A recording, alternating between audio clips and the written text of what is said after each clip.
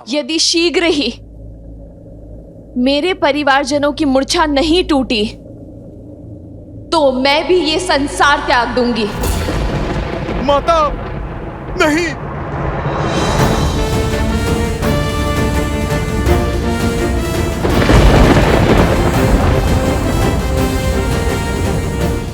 हर वार सहने को सज हूं मैं। जितना अधिक रावण मुझे सताएगा, श्री राम से मिलने में उतना आनंद आएगा। तुम बस मेरे श्री राम से कहना कि मैं उनकी प्रतीक्षा कर रही हूं। आज भी इन आंखों में वही दृढ़ता है जो तब थी।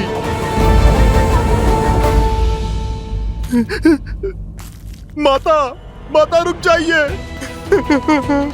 माता, कोई तो उपाय होगा, आप रुक जाइए। माता, माता रुकिए। हमने दुख दिया, सिया राम को मिलवाने के लिए किया। हमें क्या बोध था कि हमारा ये प्रयास हमारे माता पिता को ही कष्ट देगा।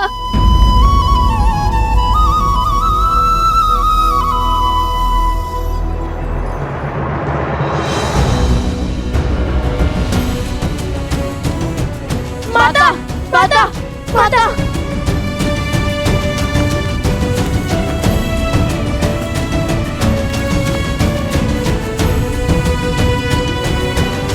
माता, माता, हमसे घोर पाप हो गया माता। अब क्या करें, कैसे प्रायश्चित करें माता, कुछ समझ में नहीं आ रहा माता। राज, अनुज और उनके मित्रों को कोई भी बूटी मूर्छा से नहीं जगा पा रही है। हमसे एक भूल हो गई, बहुत बड़ी भूल हो गई।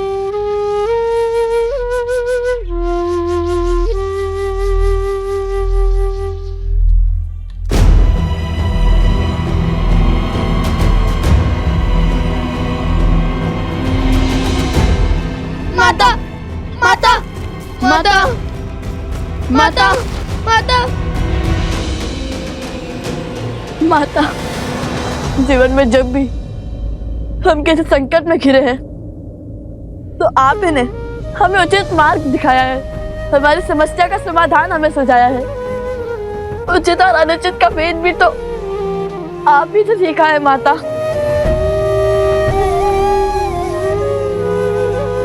और आज जब हमने अपने परिवार को इस अवस्था और परिस्थिति में पहुंचा दिया है तो आप कुछ नहीं कहेंगे। माता, हमें क्षमा कर दीजिए माता। अपना मोह तोड़िए और हमें मार्ग दिखाइए माता। माता, माता, माता, माता, माता बिना कुछ कहे कहाँ जा रही है? माता बिना कुछ कहे कहाँ चली गई?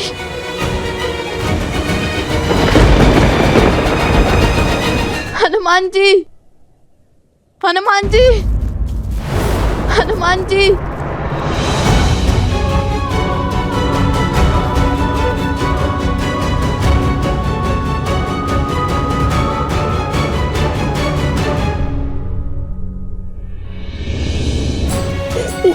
ये क्या हो गया हनुमान जी, ये क्या हो गया? हम घोर पाप कर बैठे हनुमान जी, घोर पाप। हमने आपके साथ भी तो कितना अनुचित व्यवहार किया। आज जब सत्य का भान हुआ तो हर गलती का आभास हुआ हमें।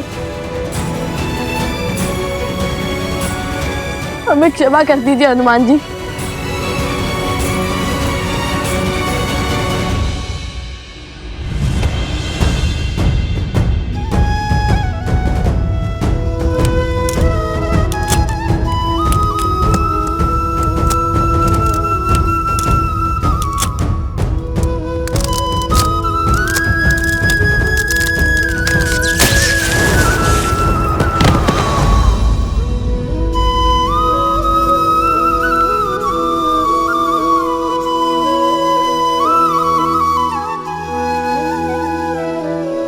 पुत्रों, तुमसे भूल हुई, परंतु तुमने अपनी भूल को समझा, उसे स्वीकारा और यही तुम्हारी सबसे बड़ी शक्ति है।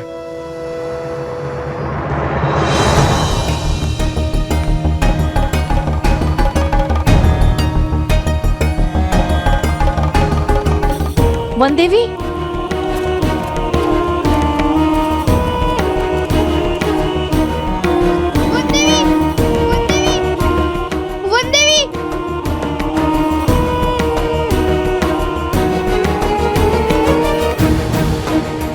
वन देवी,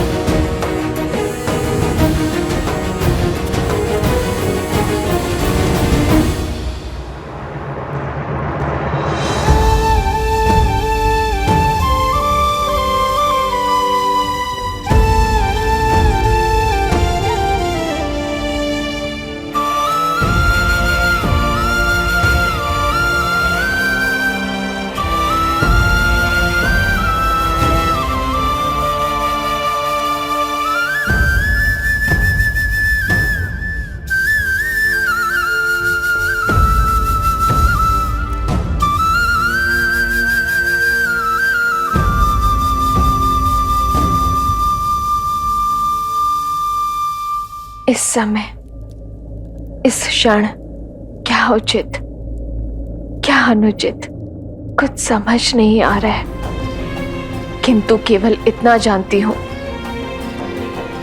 कि मुझे अपने परिवारजनों को बचाना है, अपनी बहनों के सुहाग को बचाना है। क्या?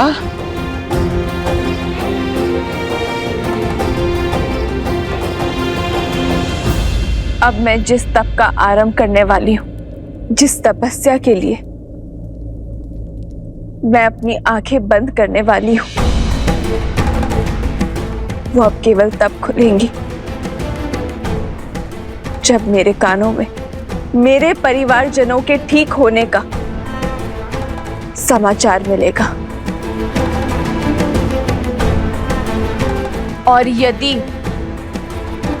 मुझे उनकी कोई बुरी सूचना मिली तो मैं सदा सदा के लिए इस देह को भगवान वाल्मीकि के इस पवित्र आश्रम में त्याग दूंगी।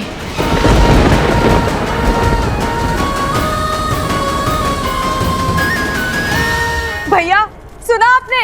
हाँ, राम बच गया तो क्या हुआ, शीघ्र ही एक प्रहर का अंत होने वाला है और अब तक सब मूर्छित हैं। यदि किसी एक की भी मृत्यु हुई तो मेरी मृत्यु सदा सदा के लिए टल जाएगी। आज नियति का लेख भी बदल गया, हमने भाग्य को बदल दिया। एक बार सीता गई तो मेरे सर से चंचलाक्षी का श्राप सदा सदा के लिए टल जाएगा। सीता की मृत्यु मुझे जीवन दान देगी। अब विलंब है तो केवल समय चक्र के पूर्ण होने का।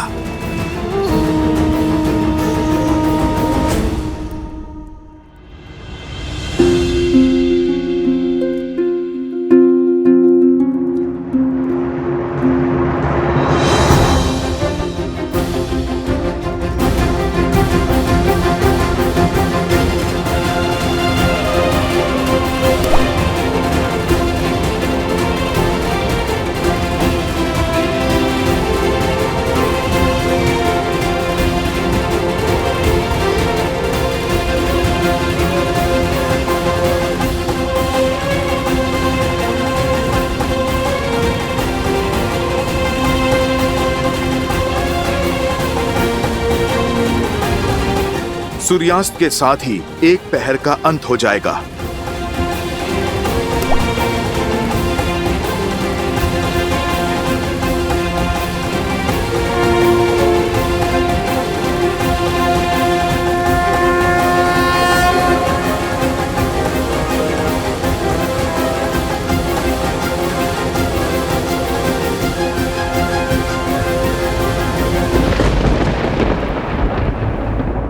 आंसू पोंछो बालकों, ये समय निर्बल होने का नहीं, बल दिखाने का है।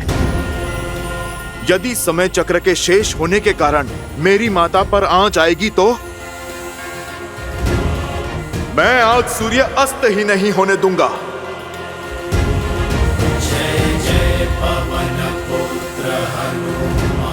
जय त्रिकालदर्शी भगवान वाल्मीकि।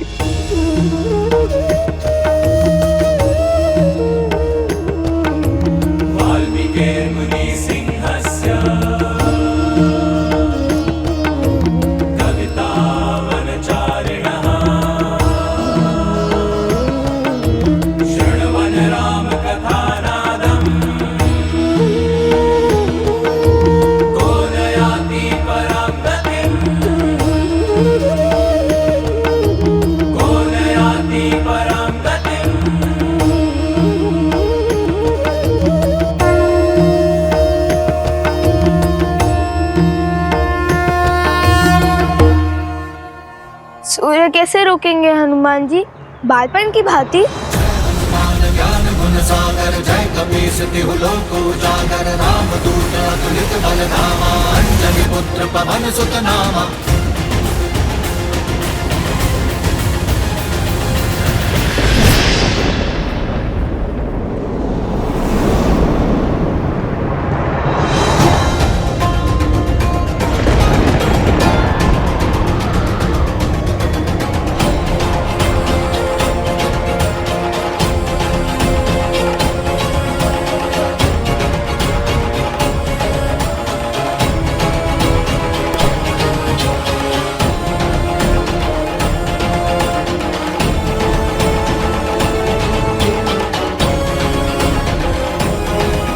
श्री राम, समय चक्र पूर्ण हो गया है और अब तक।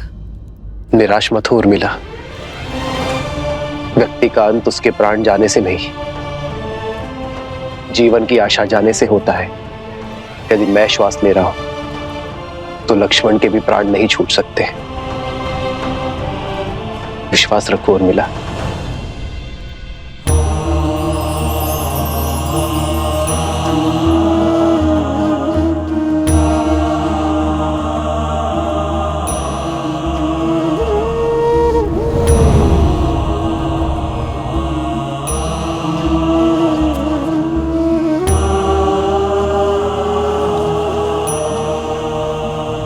सूर्यास्त हो गया है अब तक।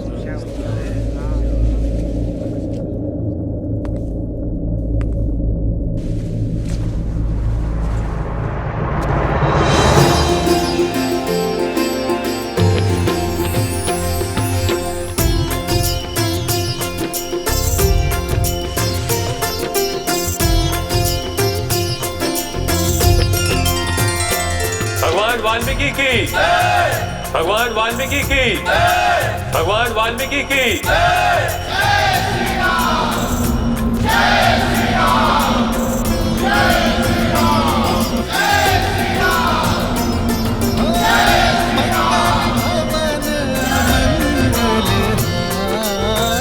क्या हुआ हनुमान जी? ऋषिवर, आप ही के कारण मुझे मेरे भाइयों और बंधुओं का साथ पुनः प्राप्त हुआ है। रघुवंश की जो डोर टूटने को थी, उसकी एक रेशे से आपने रक्षा की है। आपका जितना आभार व्यक्त करूं उतना कम है ऋषिवर। मेरे कारण नहीं, त्रिकालदर्शी भगवान वाल्मीकि के कारण।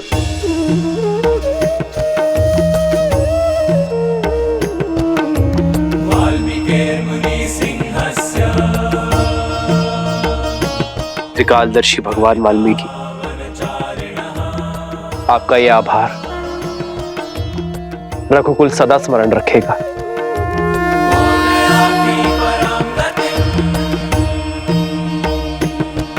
ऋषिवर, मुझे शीघ्र अतिशीघ्र लवकुश से मिलने की इच्छा है।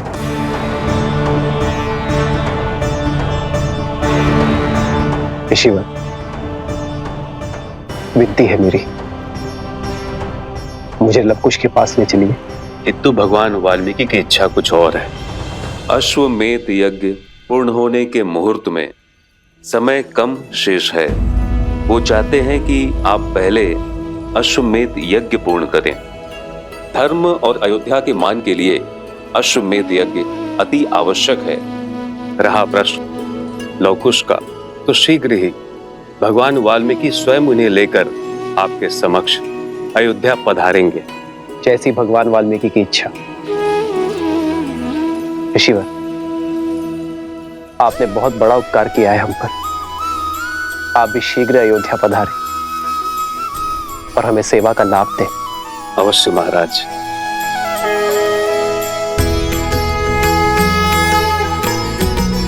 जो दंड के भागी हैं, आप उनका आतिथ्य करने को उत्सुक है भैया। आपको स्मरण है, उन दोनों ने न केवल अश्वमेध यज्ञ के अश्व को रोकने का दुस्साहस किया है, अपितु स्पष्ट रूप से अयोध्या पर प्रहार भी किया है। उन दोनों का स्थान अयोध्या के कारागृह में, ना कि अतिथि गृह में। लक्ष्मण,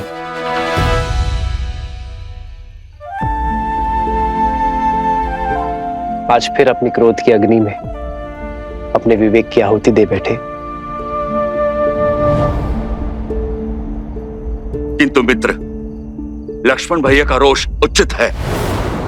हाँ प्रभु, उन उद्दंडियों को दंड मिलना चाहिए।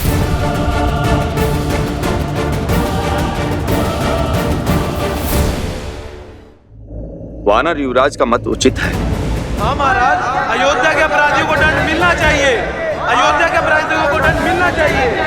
अयोध्या के अपराधियों को दंड मिलना चाहिए।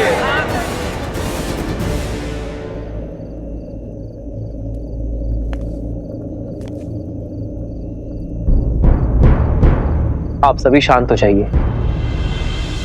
मैं जानता हूं जो हुआ उससे आप सभी आहत हैं। और रही बात दंड की, तो दंड के भागी वो होते हैं जो अपने स्वार्थ के लिए युद्ध लड़ते हैं।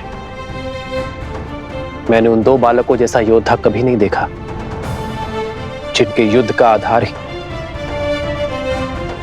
राम सिया का मिलन है। जब युद्ध भूमि में मेरा उन बालकों से सामना हुआ, तब माता सीता पर लांछन लगाकर उन्हें आपसे और आपके परिवार से भिन्न कर दिया। आपसे सुख, संपदा और वैभव सब छीन लिया। जिस स्त्री ने बिना एक प्रश्न किए 14 वर्ष आपके साथ वनवास स्वीकारा, उस पवित्र देवी सीता पर इतना घोर लांछन लगाने वाली प्रजा को आपने दंड तक नहीं दिया। माता सीता के हाथों आहुति दिलवाकर कीजिए रामायण संपूर्ण। ऐसे विचार के धनी भगवान वाल्मीकि के शिष्य कभी अनुचित नहीं हो सकते। यदि हम स्वर्ण को परख ना पाए तो दोष हमारा है, स्वर्ण का नहीं।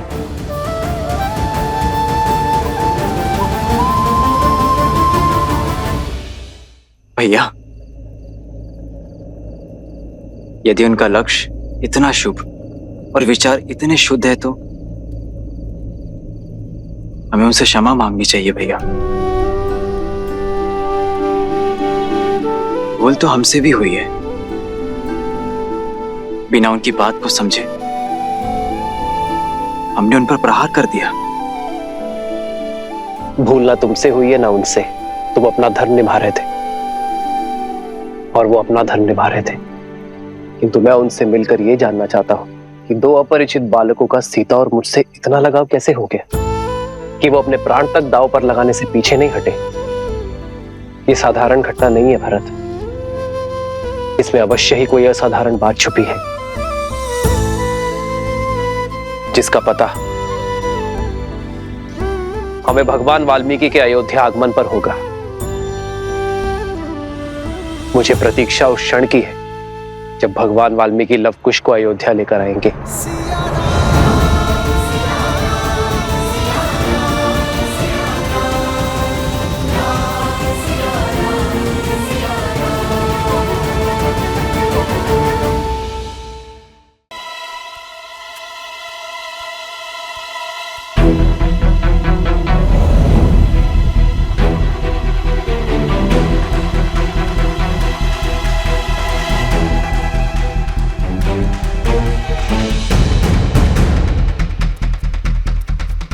अरे ये क्या? हनुमान जी का चित्त भोजन में नहीं है। व्यंजनों की सुगंध भी उनको अपने तक नहीं खींच पाई। लगता है अवश्य किसी सोच में व्यस्त हैं। तब तो उन्हें टोकना बहुत आवश्यक है। भूख में मस्तिष्क कहाँ चलता है।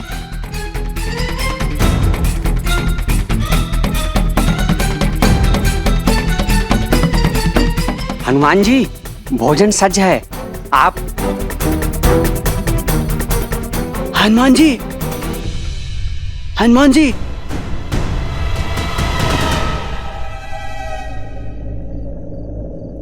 मौन, कृपया।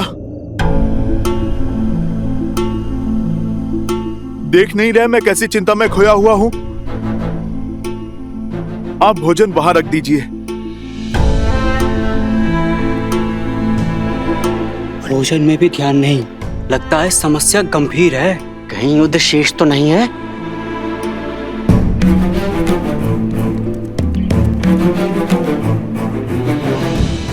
सब कुछ जानते हुए भी ऋषि भरद्वाज ने प्रभु श्री राम को लवकुश का सत्य क्यों नहीं बताया?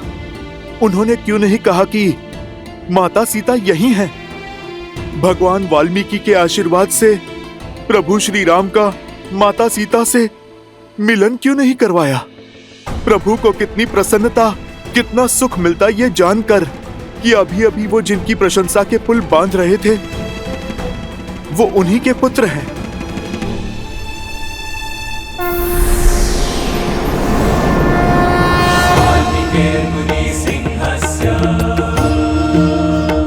हे त्रिकालदर्शी भगवान वाल्मीकि, अब आप ही सुलझाइए इस उलझन को। जानता था कि इस समय तुम्हारे मन में बहुत कुछ चल रहा होगा हनुमान, इसीलिए तुम्हारे समक्ष आना आवश्यक हो गया था। भय था कि कहीं तुम अत्यधिक उत्साह में तुम ये बात महाराज राम को न बता दो। अब किस बात का विलंब? रामायण को संपूर्ण होने के लिए इससे अच्छा अवसर और क्या हो सकता है? लगता है मानो हमने माता का विश्वास ही खो दिया है।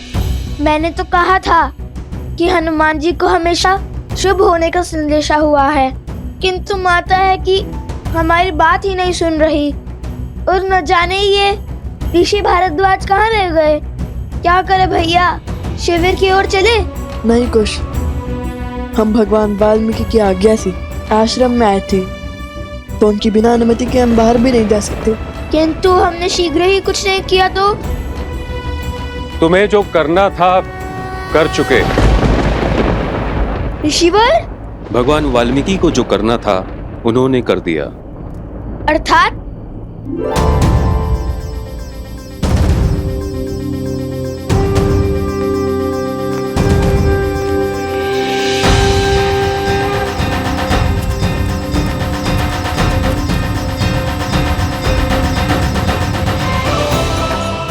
माता देखिए, ऋषि भरद्वाज आ गए। माता, उन्होंने कहा सब ठीक है। और माता, गुरुवर ने कहा है अश्वमेध यज्ञ का अश्व श्री राम को सौंप दे।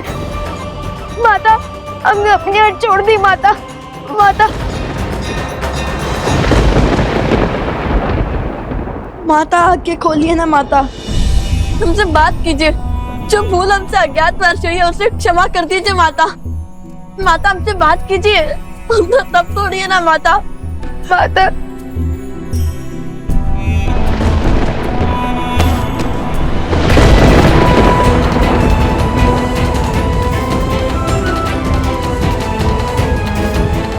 माता आंखें खोलिए ना। माता अपनी आंखें खोलिए ना। माता, क्यों अपने पुत्रों की बात सुनकर भी आप अनसुना कर रही हैं? आपके रोष के साथ कैसे जी पाएंगे हम माता? तुमसे केवल इतना ही कह सकता हूं कि जो वचन तुमने मुझे दिया था उसे निभाओ। जब तक इस सत्य को मैं स्वयं रघुकुल के समक्ष और अयोध्या वासियों के समक्ष न ले आऊं, तब तक तुम किसी से नहीं कहोगे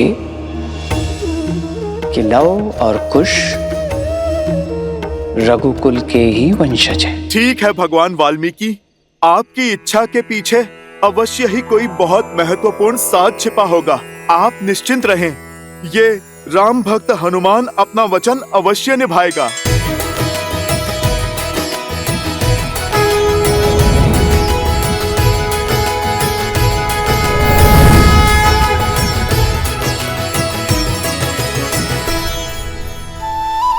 चिंता मिटी तो अब भूख सताने लगी। चलो कुछ खा ही लेता हूँ।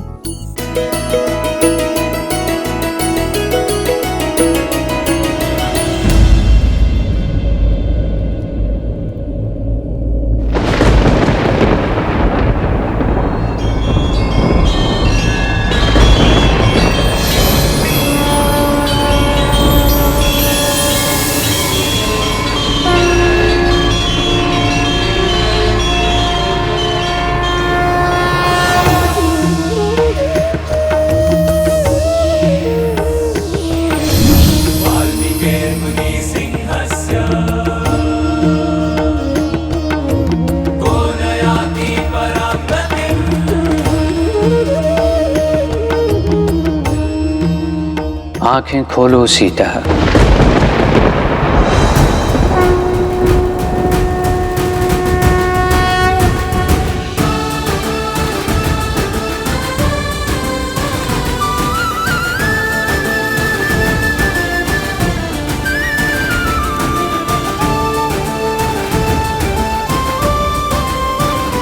प्रणाम भगवान वाल्मीकि जी।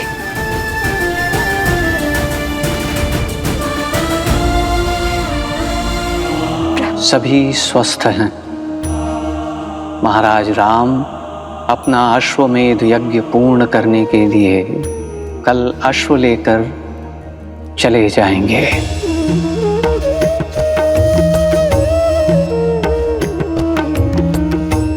किंतु मैं यहाँ केवल ये कहने आया हूँ कि मेरे शिष्यों ने कोई अधर्म, कोई भूल नहीं की, बल्कि उन्होंने तो मेरी सीख को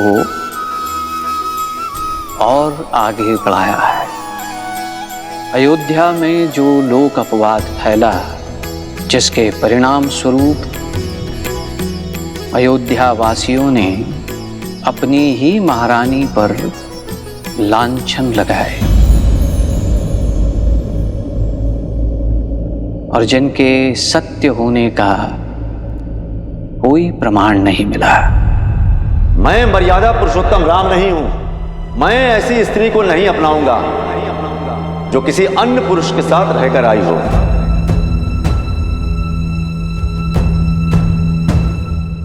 सियाराम दूर हुए ताकि एक नई सोच को जन्म दे सके जो लोकापवाद से मलिन ना हो। एक ऐसा समाज बनाएं जहां नारी को बार बार अपनी परीक्षा ना देनी पड़े।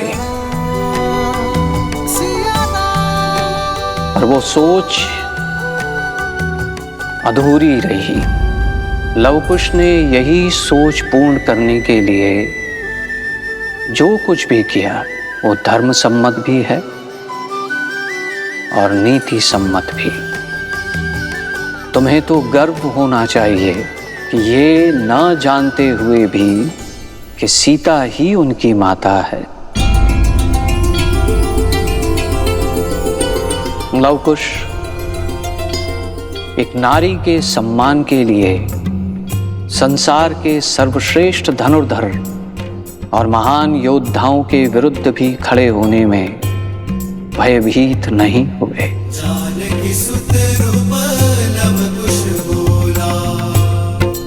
सीता, तुम्हारा वनवास अब अंत तक पहुंचने को है। जिस प्रकार हर घटना के पीछे एक कारण होता है, उसी प्रकार ये युद्ध भी वही मार्ग है जो तुम्हारे अधिकारों को एक नई पहचान देगा। भगवान, क्या हम अपने पिता से मिल सकते हैं? शीघ्र, किंतु इस समय सबसे अधिक तुम्हारी आवश्यकता तुम्हारी माता को है लवकुश।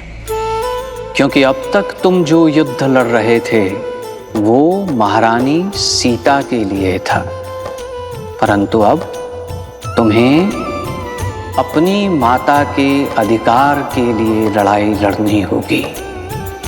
और केवल अपनी शक्ति का प्रदर्शन करके तुम ये युद्ध नहीं जीत सकते, क्योंकि ये युद्ध है लोकापवाद के विरुद्ध,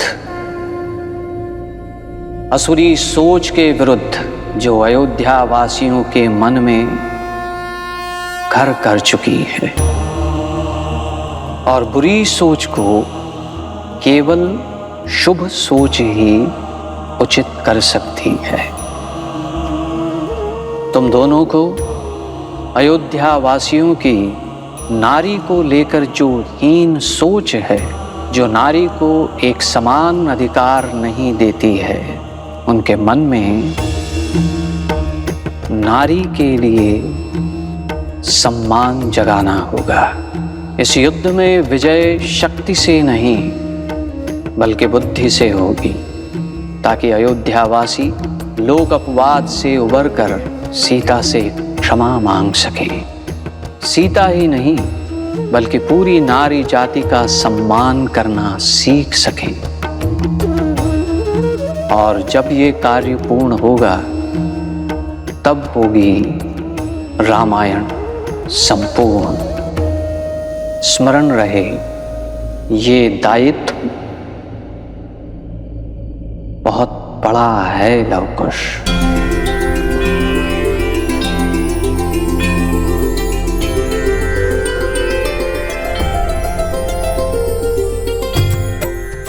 अपनी माता के चरणों की सौगंध है गुरुवर। अब रामायण को संपूर्ण करने के लिए हम अयोध्या वासियों की सोच बदलेंगे। अपनी माता पर लगे हर लांछन को धोएंगे। हम रामायण संपूर्ण करेंगे।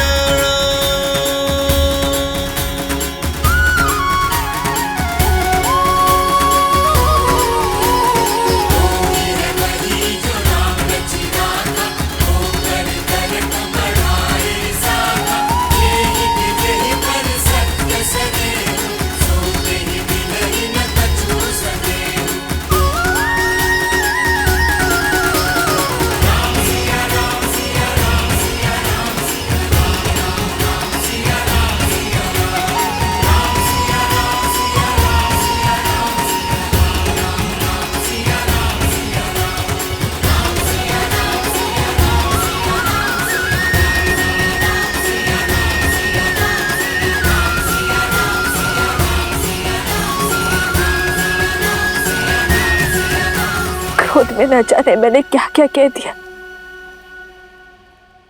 मुझे क्षमा कर दीजिए।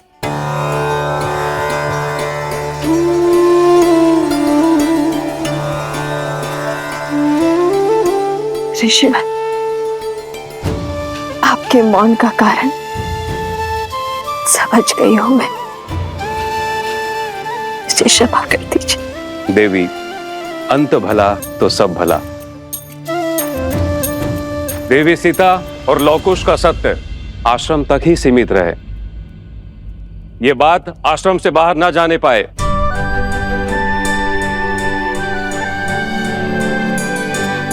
महारानी सीता, धन्य हुई मैं कि मेरा समय आपके सानिध्य में बीता, आपके आशीष छाया में बीता। क्षमा करना मुझे ज्ञानी को। बचपन से मिथिला के हर गली में बस आपकी कहानियां सुनती आई हूं, किंतु फिर भी आपको पहचान नहीं पाई, जबकि आपका हर वचन, आपके हर कर्म बिल्कुल वही थे जो कहानियों में सुनती आई हूं।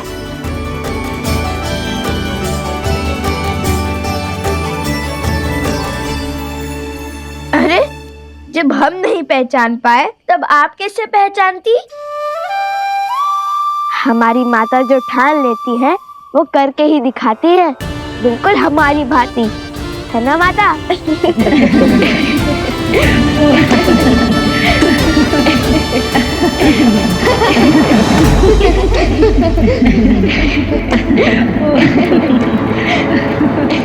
बस बंद करो मेरी हार पर उड़ रहे इस उपहास को, मौन करो इन सबको।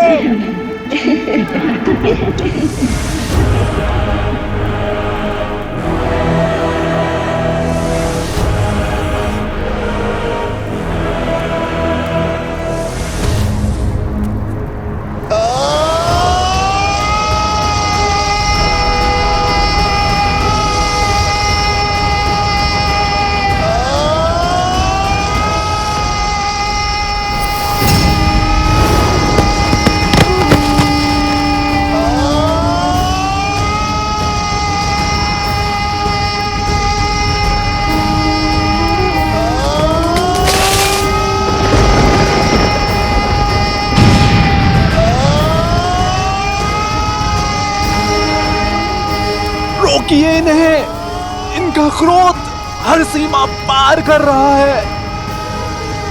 कहीं रघुवंश का अंत करने वाले का ही अंत ना हो जाए। रुक जाइए भैया, शांत हो जाइए,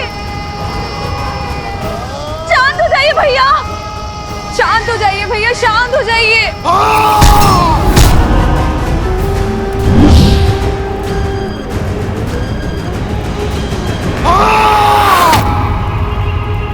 सब समाप्त हो गया, मैं हार गया, हार गया। उन दो ऋषि कुमारों ने मुझे परास्त कर दिया।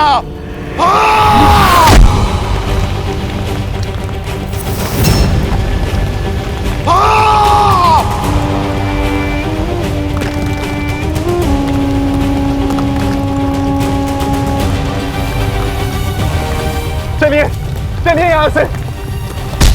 नहीं, मैं अपने भाई को छोड़ के कहीं नहीं जाऊंगी।